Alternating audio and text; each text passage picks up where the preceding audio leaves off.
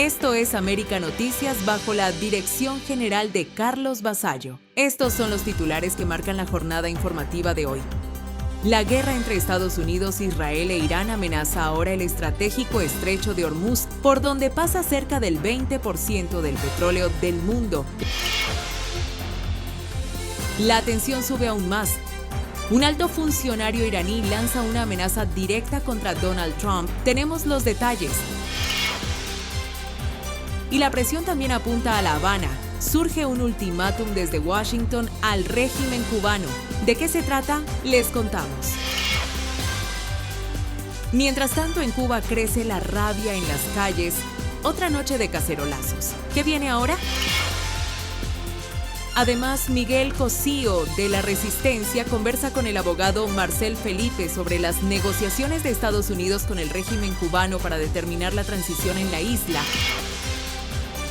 Y Camilo Egaña, de Panorama al Día, analiza junto a Raudiel Peña, miembro de la organización Cubalex, el incremento de las protestas en Cuba. Información confiable y al momento, comenzamos.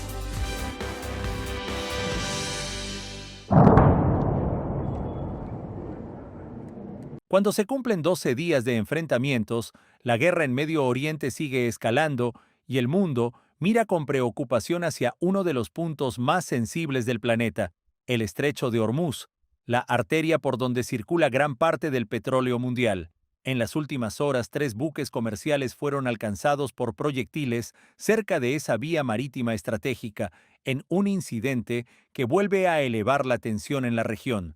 Un carguero tailandés fue atacado durante el episodio y al menos 20 marineros tuvieron que ser rescatados, mientras 3 tripulantes permanecen desaparecidos.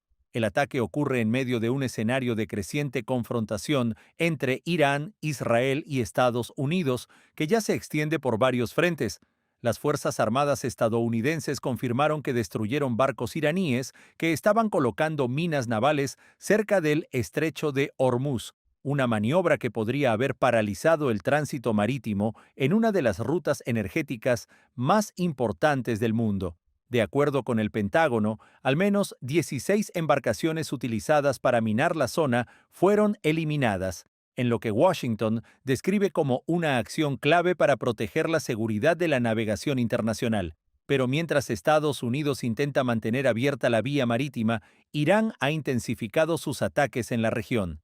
Medios estatales iraníes aseguraron que el régimen lanzó su operación más intensa y contundente desde el inicio del conflicto, con una nueva oleada de misiles y ataques dirigidos contra Israel y posiciones militares estadounidenses en Irak.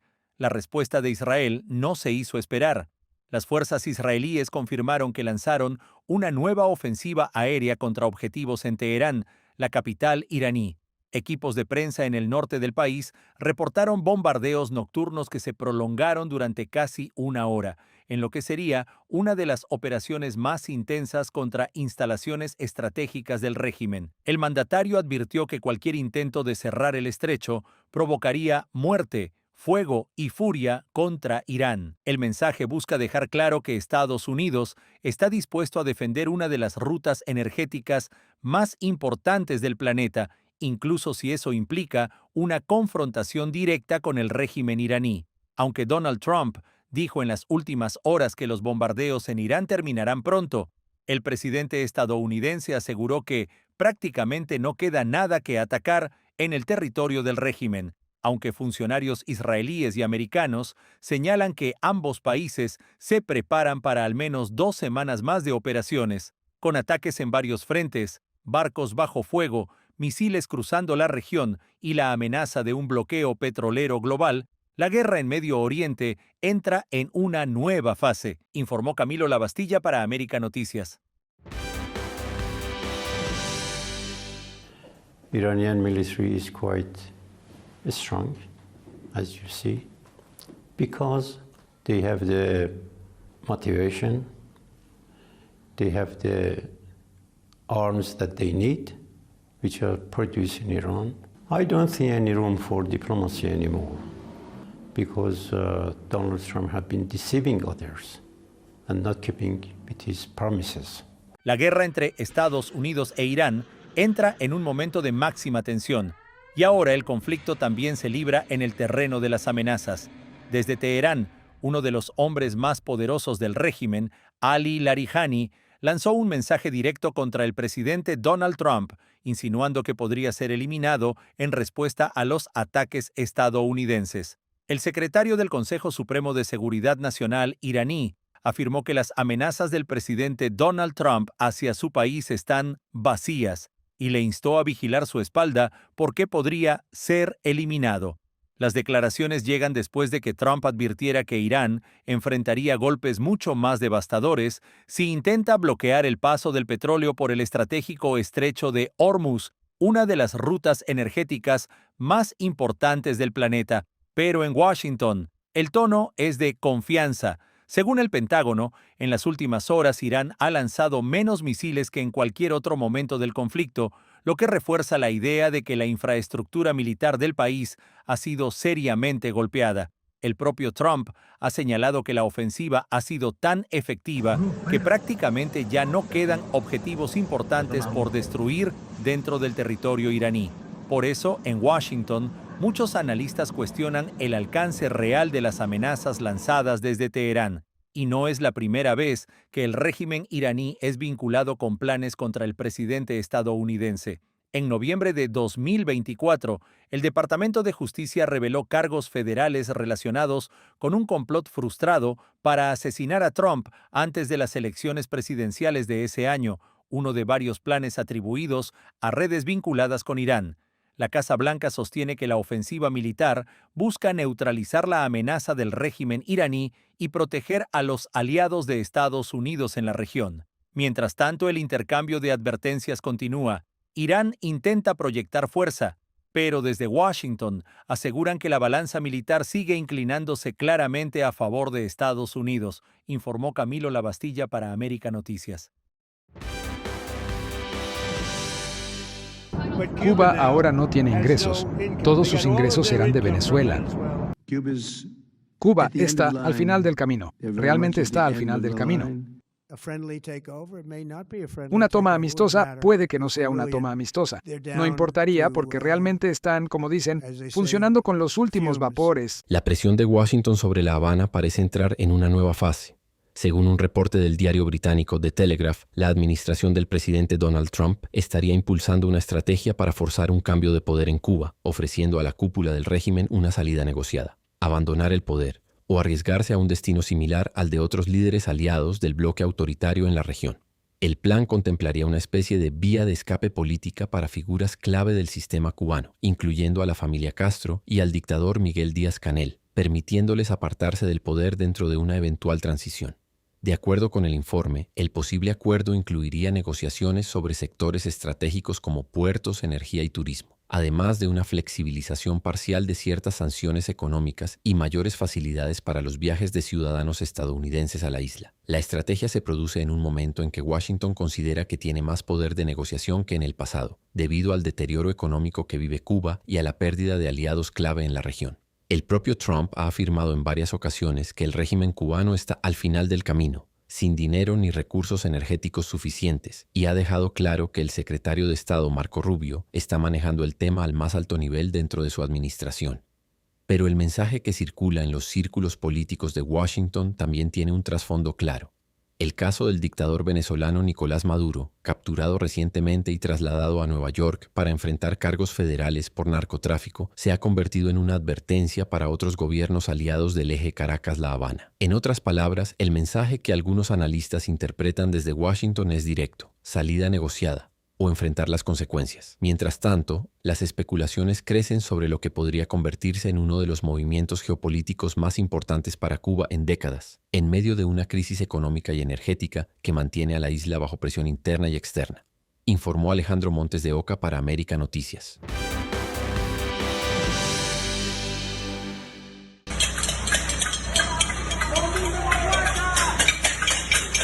Cuba Cuba volvió a vivir otra noche de protestas, cacerolazos y vecinos en las calles en medio de los apagones que mantienen a gran parte del país a oscuras.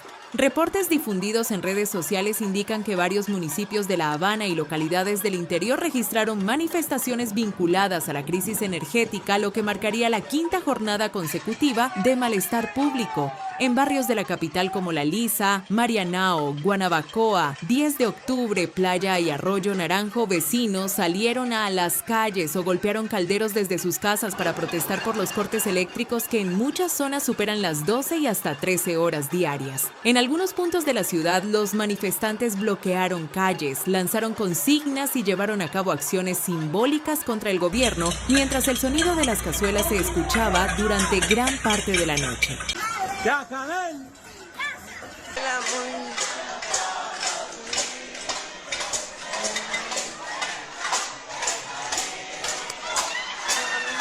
También aparecieron volantes opositores y pintadas contra la dictadura, reflejando un clima de creciente frustración social. Videos difundidos en internet muestran escenas de vecinos golpeando utensilios de cocina en zonas como Miramar, Lawton, Buenavista y Santo Suárez, mientras otros reportes hablan de protestas en Pogolotti y Mantilla. En algunos barrios los cacerolazos se prolongaron hasta que regresó el servicio eléctrico, lo que obligó a la presencia de patrullas policiales para dispersar a los manifestantes. Pero el malestar no se limita a la capital. En la provincia de Ciego de Ávila, particularmente en Ceballos y Morón, también se registraron protestas vinculadas a los apagones. En esas zonas la situación es aún más crítica. En algunos barrios la electricidad aparece solo durante breves periodos del día, mientras el acceso a Internet también se ve afectado. La combinación de apagones prolongados, escasez de combustible y deterioro de los servicios básicos ha elevado la tensión social en la isla. Datos del Observatorio Cubano de Conflictos muestran que solo en febrero se registraron 1.185 protestas y denuncias públicas, un aumento cercano al 20% respecto al mes anterior. El incremento de las manifestaciones coincide con una crisis energética cada vez más profunda. Cuba enfrenta un sistema eléctrico debilitado por plantas termoeléctricas envejecidas, falta de mantenimiento y escasez de combustible, factores que han reducido drásticamente la capacidad de generación del país. Especialistas advierten que la situación podría empeorar si el gobierno no logra asegurar nuevos suministros de petróleo en el corto plazo. Sin combustible suficiente, el país podría enfrentar un colapso aún mayor del sistema eléctrico y del transporte, algo que mantiene a marzo como un mes clave para el futuro inmediato de la isla. Mientras tanto, cada noche de apagones parece traer la misma escena: calles oscuras, cacerolazos y un descontento que ya no se queda en silencio, informó Leticia Grau para América Noticias. Después de varios días sin apariciones públicas, el dictador cubano Miguel Díaz-Canel reapareció este martes en los medios oficiales. Su ausencia había llamado la atención durante el fin de semana, especialmente en un momento en que las protestas y los cacerolazos se han multiplicado en distintas zonas del país debido a los prolongados apagones. Desde el 8 de marzo, Díaz-Canel no publicaba mensajes en sus redes sociales ni se había mostrado públicamente, mientras en varias ciudades de la isla se registraban manifestaciones espontáneas, vecinos en las calles y protestas nocturnas por la crisis energética. El mandatario volvió a aparecer en un reporte del Noticiero Estelar durante una reunión con una delegación de la llamada Asamblea Internacional de los Pueblos, un grupo que reúne movimientos y organizaciones de izquierda de diferentes países. No esperábamos menos de ustedes como representantes de la Asamblea Internacional de los Pueblos. En varios momentos hemos compartido esas motivaciones de lucha antiimperialista, anticapitalista y anticolonial. Y realmente nos sentimos muy motivados, entusiasmados y también apoyados por la presencia de ustedes aquí. Una vez más, bienvenidos a Cuba. La delegación está encabezada por el activista brasileño João Pedro Stedile y realiza una agenda de actividades en la isla que incluye encuentros con instituciones políticas y organizaciones vinculadas al aparato del Partido Comunista. Durante la reunión también se firmó un acuerdo de cooperación entre el Partido Comunista de Cuba y el Movimiento de los Trabajadores Rurales Sin Tierra de Brasil. Sin embargo, la visita ocurre en un momento especialmente delicado para el país. Cuba atraviesa una profunda crisis económica y energética, marcada por apagones prolongados y escasez de combustible. En los últimos días, el malestar social se ha hecho evidente en distintos barrios de La Habana y otras provincias, donde los cacerolazos y las protestas se repiten cada noche. Mientras tanto, la presencia de estas delegaciones extranjeras suele formar parte de recorridos cuidadosamente organizados por instituciones oficiales, que incluyen visitas a centros culturales y organismos del Estado. Los visitantes suelen hospedarse en hoteles y participar en encuentros políticos que buscan reforzar la narrativa de apoyo internacional al gobierno cubano, sin entrar en contacto directo con la realidad cotidiana que enfrenta gran parte de la población. Todo esto ocurre además en medio de un clima político cargado de incertidumbre. Desde Washington, el presidente Donald Trump ha lanzado advertencias sobre el futuro del régimen cubano y ha insinuado posibles cambios en la isla, declaraciones que han alimentado especulaciones sobre movimientos políticos en el corto plazo. En ese contexto, la reaparición pública de Díaz-Canel llega en medio de una Cuba tensionada por la crisis interna, las protestas en las calles y la creciente presión internacional, informó Leticia Grau para América Noticias. La tensión entre Cuba y Ecuador vuelve a escalar, ahora tras una fuerte reacción del canciller cubano Bruno Rodríguez Parrilla. En un mensaje publicado en la red social X, el jefe de la diplomacia cubana acusó al presidente ecuatoriano Daniel Noboa de actuar con servilismo evidente hacia Estados Unidos tras la expulsión del personal diplomático de Cuba en Quito. Rodríguez aseguró que el gobierno ecuatoriano miente cínicamente con pretextos fabricados para justificar la medida y denunció que la decisión viola normas internacionales que regulan las relaciones diplomáticas. La reacción llega días después de que Ecuador ordenara la salida del embajador cubano y de todo el personal de la embajada, alegando presunta injerencia en asuntos internos del país. La Habana negó esas acusaciones y respondió cerrando su sede diplomática en Quito, lo que profundizó la ruptura entre ambos gobiernos. Este nuevo cruce de declaraciones refleja el creciente distanciamiento entre Ecuador y el régimen cubano, en un contexto regional donde varios gobiernos han comenzado a endurecer su postura frente a La Habana, informó Camilo Labastilla para América Noticias. Para que estés mejor informado, te dejamos con nuestras noticias en un minuto. Arrestan a 2 cubanos en Florida por robo organizado de más de $370,000 en tiendas minoristas. 2 cubanos, Raidel Amado Gines Prieto, 52, y Erisniel Melgarejo Rodríguez, 36. Fueron arrestados en Florida acusados de encabezar un esquema de robo organizado que habría causado más de $370,000 en pérdidas a cadenas de tiendas minoristas. Según el FDLE, están vinculados a más de 150 hurtos en comercios de mejoras del hogar y otros negocios en varios condados, donde robaban mercancía de alto valor para revenderla. Ambos enfrentan cargos por robo organizado, delito grave en la ley de Florida, y permanecen detenidos mientras la Fiscalía General Estatal prepara la acusación. Cuba se queda sin petróleo. Reservas podrían agotarse en días mientras aliados evitan enviar combustible. Analistas citados por medios económicos calculan que Cuba solo tiene reservas de crudo para entre 15 y 20 días a los niveles actuales de consumo. Después del corte total de envíos desde Venezuela y la drástica reducción de los cargamentos mexicanos presionados por Estados Unidos. Rusia y Argelia han hecho envíos puntuales, pero insuficientes para cubrir el déficit, mientras la amenaza de sanciones de Washington desincentiva a terceros países y empresas a suministrar petróleo a la isla. El régimen enfrenta así el riesgo de un colapso energético, más apagones, transporte casi paralizado, caída de la producción y un deterioro acelerado de la vida diaria.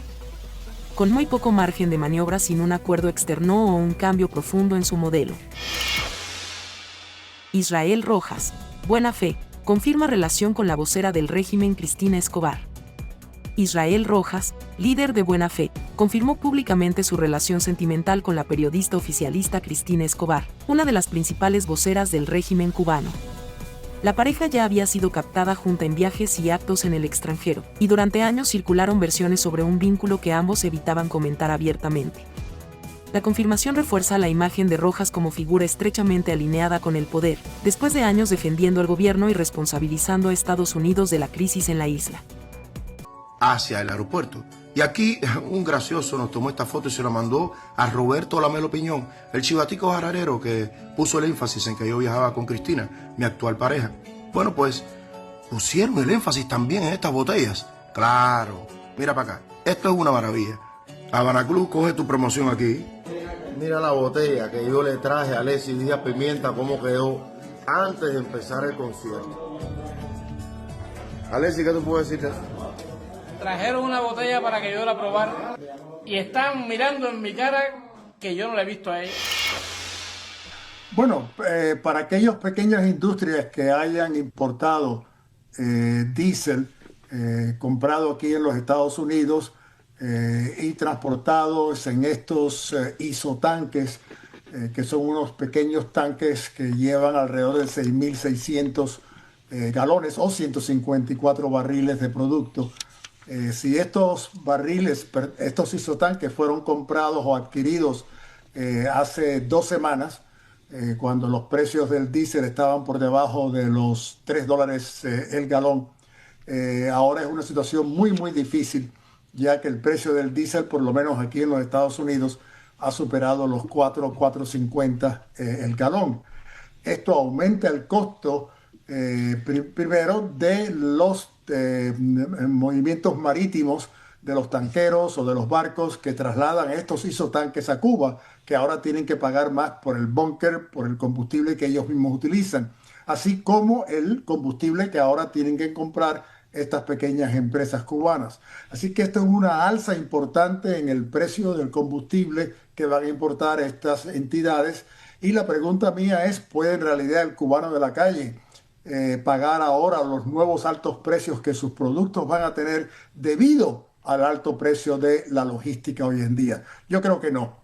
Así que esto va a poner frenos en la cantidad de diésel que se importe por el sector privado, así como de los servicios que muchas de estas pequeñas empresas ofrecen, ya sea la venta de productos o el traslado de productos y de bienes de aquí de los Estados Unidos hacia Cuba. Así que yo veo lo que es las MIPYMES o las pequeñas empresas, por lo menos entrar ahora en un periodo de no actividad, una vez más debido a los altos precios del diésel y del petróleo crudo.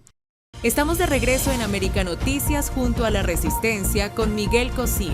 Muy buenas tardes. El tema ha cambiado un poco desde que USA Today, un medio que por cierto no se ocupa, a pesar de su gran circulación nacional, no se ha ocupado, que yo recuerde mucho de los temas de Cuba con puntualidad, y soltó la bomba que levantó más de unas cejas aquí en Miami y creo que en otras partes, sobre que el presidente Trump estaría llegando a un acuerdo en breve que se anunciaría en materia económica, energética, turistas, etcétera, y solamente saldría Díaz-Canel y no se hablaba nada de fondo. A mí me extrañó mucho, pero lo cierto es que para ese tema he invitado nada más y nada menos que a mi amigo Marcel Felipe, conocedor como pocos del tema político cubano y de lo que se mueve tras bambalinas, quien además es presidente, como ustedes saben, del Museo Americano de la Diáspora Cubana. No se olvide, por favor, de ir a ordenar el juego de cartas, la baraja castrista, que ya la tenemos a la venta. El museo no gana nada con eso, sencillamente es un deber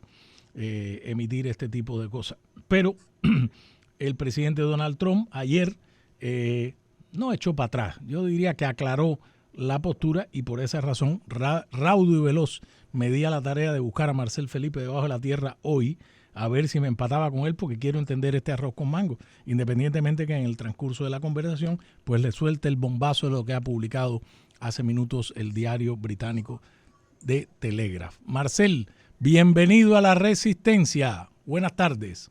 Buenas tardes, Miguel, y saludos a todos los radioescuchas que siempre nos acompañan en este importante espacio, que lo has convertido en un espacio tan importante porque es uno de los pocos lugares donde verdaderamente se habla con inteligencia y profundidad, ¿no?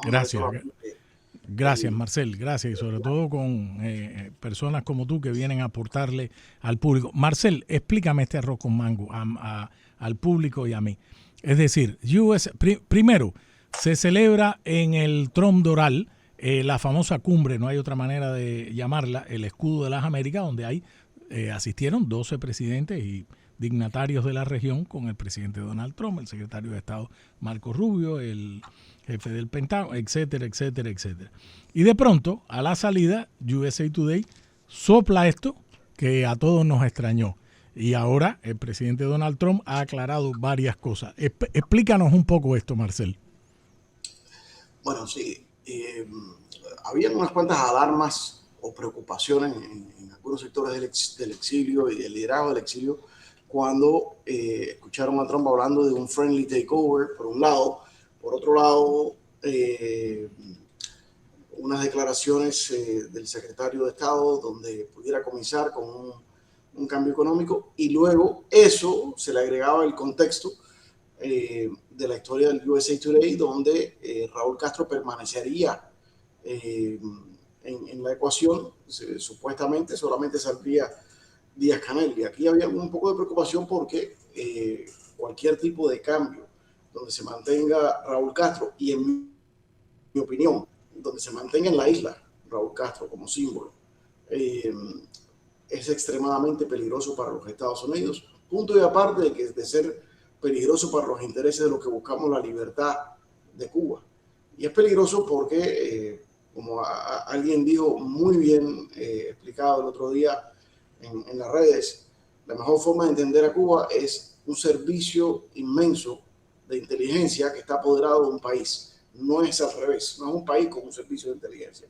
Entonces, si comienzas a enviar inversionistas norteamericanos a la isla, sin hacer otro cambio, ese aparato intacto, en cuestión de un año, una gran cantidad de esos inversionistas van a regresar siendo agentes del gobierno castrista, voluntario o involuntariamente, y para que se le dé más tiempo al régimen castrista, que es lo que busca en este caso, es más tiempo. Estamos muy preocupados. Por otro lado, siempre existe esa confianza, tanto, como digo yo, en el corazón como en la mente de Marco Rubio, y sabemos que él siempre busca la forma de resolver y llegar al punto donde todos queremos llegar, donde él quiere llegar. Y creo que ahora ya hemos visto a Trump diciendo, bueno, puede ser friendly o puede que no sea friendly. Y entonces va aclarándose un poquito más el tema. Pero creo que todos, he hablado con varios miembros que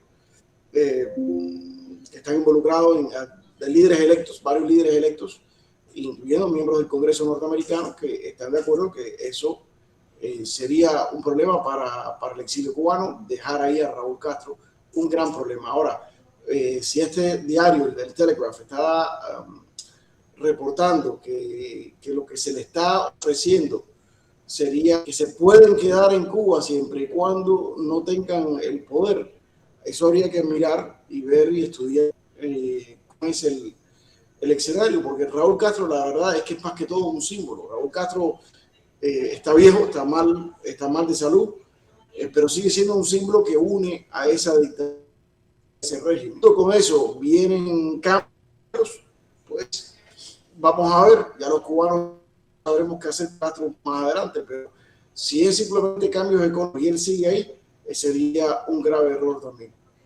No, sin duda. Fíjate que ahora que mencionaste lo del presidente Trump, que dijo que Cuba iba a llegar a un acuerdo de todas las maneras, de manera amistosa o no necesariamente, cito algunas de las cosas que dice Marcel para seguir con el análisis. A continuación de esa frase dijo, no importaría mucho, porque realmente están en la ruina. Se está refiriendo a los líderes castristas. No tienen energía, no tienen dinero, no tienen absolutamente nada. Cuba está en graves problemas.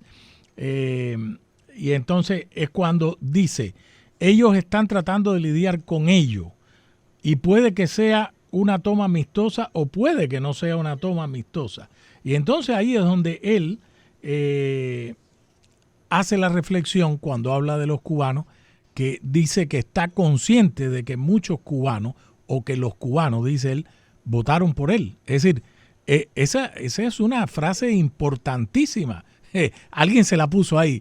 Trump habla casi siempre habla muy del corazón, no son por lo general, no habla con declaraciones muy preparadas, sino a medida que las cosas le van entrando a la mente, y creo que le está tomando eso en cuenta. Una persona clave para hacerle tomar eso en cuenta no es solamente Marco Rubio, sino es Susie Wiles. Claro. Susie Wiles, en este momento el trabajo de ella es preparar la parte política para ganar las elecciones de noviembre.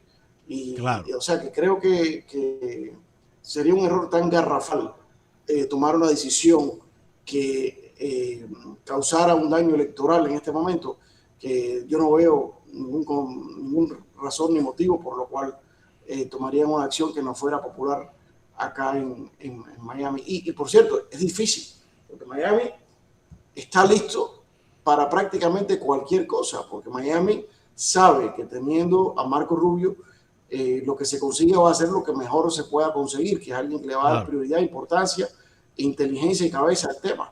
O sea, si Marco Rubio nos dice esto es lo mejor que podemos conseguir, casi cualquier cosa que nos proponga vamos a aceptar. Pero de las pocas cosas que no serían aceptables es el mantenimiento de Raúl Castro en el poder y cambios que sean solamente económicos. Eso es básicamente lo mismo que planteó Barack Obama, solamente con la diferencia de que aquí se dice que el objetivo es cambio de régimen. Y en aquel momento no se decía, pero el efecto es el mismo, es darle respiración económica al mismo régimen para ganar tiempo. Así que, pero Marco sabe eso y no veo ningún escenario en el cual hiciera eso, ni Trump tampoco. Una cosa importante aquí, ¿tú crees que en la medida que el tiempo pase y no se llegue a un cambio real, ahora que mencionaste a Susie Wiles y las elecciones en noviembre, esta espada de Damocles, por supuesto que pende sobre la cabeza del castrismo, porque cada día, es decir, hoy me estaban reportando, no ayer, hoy también los muchachos, los estudiantes que se iban a reunir allí en H21, el parque en el Vedado, los muchachos de la Universidad de La Habana. ¿Tú crees que en la medida que el tiempo corre también se haría más difícil una negociación del lado norteamericano o no importa el momento? Mira, desde el lado norteamericano, todo depende un poco de quién tiene la influencia sobre el presidente, que es el quien toma la decisión final. Es decir, desde el punto de vista americano, el factor principal para llegar a un acuerdo es a quién escucha el presidente. Porque Estados Unidos tiene tiempo, como a nivel de Estado tiene tiempo. Otra cosa es que políticamente lo quieren hacer antes de noviembre y que yo creo que idealmente antes del verano. Pero quien más necesita tiempo es el régimen. A ver, en esto los intereses están opuestos. Rubio necesita hacer esto lo antes posible porque si vienen unas elecciones donde hay un cambio de control en el Congreso y los demócratas comienzan a entretener al presidente de los Estados Unidos con impeachments y tratar de lo mismo que siempre se hace, pues pudiera entorpecer eso. Desde el punto de vista del régimen, mientras más tiempo, mejor. Durante ese tiempo, todos los activos del régimen están, como están en este momento, concentrados en Marco Rubio y su familia para tratar de destronar a Marco Rubio, pensando que quitando a Marco Rubio, pensando correctamente, que quitando a Marco Rubio se quitan el 90% del problema encima. Y comprando tiempo. Cualquier cosa puede pasar en ese momento. Trump puede entretenerse con otra cosa. A Trump le pudiera suceder algo y quedaría Vance como vicepresidente, quedaría el vicepresidente, quedaría el presidente. Entonces, en esa parte hay dos cosas, pero hay un tercer jugador que muchas veces la gente no contempla en todo esto y es el pueblo cubano. Si llegamos al verano, que es la temporada tradicional para que el cubano salga a protestar a las calles, si llegamos al verano y esto sigue sin una resolución negociada, pero con Estados Unidos aún manteniendo este compromiso de aumentar la presión y llegar a un punto final, creo que existe una gran posibilidad, una alta posibilidad de que los eventos en la calle sobrepasen la diplomacia y que Cuba se encuentre en una situación en la cual ya es ingobernable, ya sea por los sectores, por regiones o por el país entero, y eso puede que propicie una cosa que Estados Unidos tal vez no quiere. Estados Unidos siempre como Estado, como potencia, busca que una transición sea organizada, busca que si va a haber un golpe de Estado, que sea algo en lo cual tú participaste en hacer, no algo que te coge desprevenido. Pero hay muchas personas dentro de la dictadura castrista, por experiencia lo digo, hay personas dentro de la dictadura castrista que quieren acabar con el castrismo y que a veces, como un riesgo tan alto a su persona, pues no toman la decisión. Toman las decisiones cuando vienen eventos como el 11 de julio. Por eso es que vimos 20 generales muertos. Y cualquiera de esas personas pudieran, en el dado caso de una sublevación popular como la del 11 de julio, pudieran decir, bueno, este es el momento. Y comienza esa etapa, parecido como pasó en Rusia, que hubo una cadena de eventos que conllevó a que el pueblo saliera a defender a Yeltsin, a una especie de rebelde dentro del sistema. Así que cualquier cosa puede suceder, pero creo que de una forma o de otra, a no ser que Estados Unidos cometa el grave error de dejar a Raúl Castro y hacer un cambio exclusivamente económico, esa es la única forma por la medio del cual el régimen tiene chance de salvarse. Cualquiera de las otras conllevan al final del régimen antes del final del verano. Coincido plenamente contigo. Pienso que la dictadura también está moviendo sus piezas de propaganda, aunque el único elemento que tiene esta es que calcula que también en la negociación podría estar la salida de la familia Castro. Habrá que ver. Hay una cosa, vamos a darle ideas. Yo le daría una idea. A ver. No tuviera ningún problema con que Raúl Castro y Miguel Díaz-Canel quedaran en Cuba si acuerdan, como parte de quedarse en Cuba bajo custodia y deciden entregarse entre la justicia transicional. Dudo que lo acepten, pero de esa manera, con mucho gusto se pueden quedar en Cuba.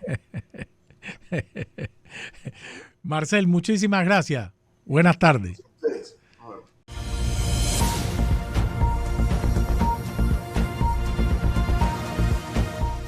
Estamos de regreso en América Noticias junto a Panorama al Día con Camilo Egaña.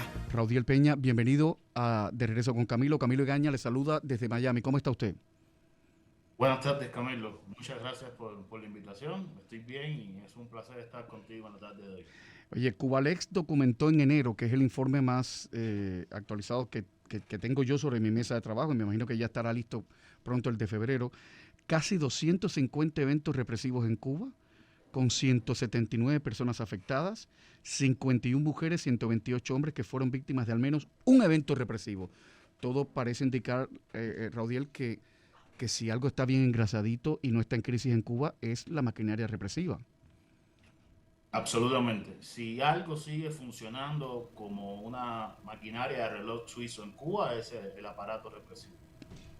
Los cortes en el suministro de combustible, los problemas que tiene el país con el acceso a combustibles y, bueno, el resto de la situación de crisis que seguramente conoce la audiencia, pues no ha detenido a la maquinaria represiva.